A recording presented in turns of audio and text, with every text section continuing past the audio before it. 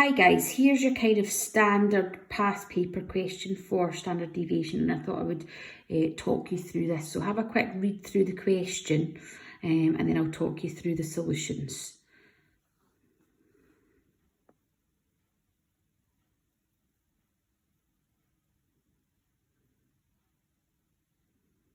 Okay, you can always go back and pause this and read it again. Right, so I've written it all out here so that we don't have to start from scratch. So you can see, first part of the question did ask me to work out the mean. Make sure you show your working and you do that. So I've added all the pieces of data up and I've divided them by 8 because there's 8 pieces of data. So I've worked this out to be a whole number of 101. As I say, it won't always be a whole number, but quite often it will be. Okay, so then what I've done is I've gone and I've written my formula down from the formula sheet, and that hopefully prompts me to know what to put in the table, because the table really allows me to work out the top line here, if we recall. So I need to take each piece of data and I'm going to subtract from it, first of all, the mean. Then I'm going to square the answer to that. And then I'm going to put that, add them all together, because remember that this little sign here just means to sum, to add up. Okay. So again, for me, I've listed them in order from smallest to largest. It usually helps me spot any mistakes that I'm making. I've then taken the mean away. So I've got 98, take away 101. I've squared my answer. And again, in this column, because I'm squaring, I shouldn't have any negative numbers in this column.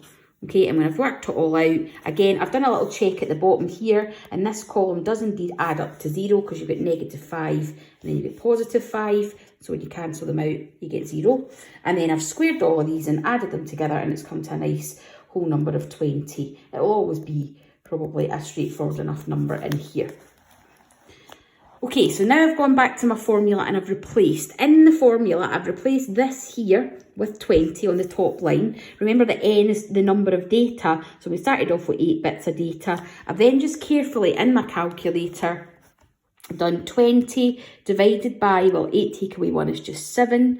I've gotten my answer, I've square rooted it, and then I've got 1.6903. Again, maybe it's going to be a rounding question, so I've written a bit of the unrounded answer. And the only reason I've chosen to round this one to 1 decimal place is because when I look at the comparison we're about to do, the other standard deviation that we've got for the next set of data is also to 1 decimal place. Just watching the question in case it asks you for any specific rounding. Okay, so kind of the last part of the question now is this bit here where it's given me a separate sample. And we've got a different mean and we've got a different standard deviation, and we've to write down 2 comparisons. So the way I've done this first, I've made a little table. So from sample 1, which is what we've used, we've worked this out.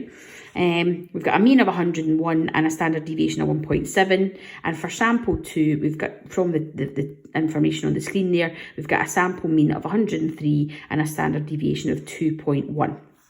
Okay, so we compare them separately. So we need 2 separate statements. So we use our means, and when we're comparing our means, we want to make a statement to do with averages. Okay, so on average, sample 2 has more pins in the boxes or something like that, okay, because it's a larger mean. Separate to that completely, the standard deviation, we're able to comment on variation, or we're able to comment on consistency. So the smaller standard deviation means that the sample is more consistent. So you could either state exactly that sample A or sample 1, as it's got a lower standard deviation, it's more consistent.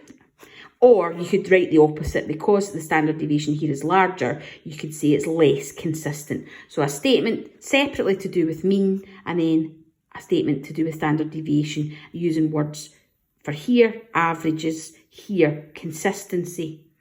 Okay.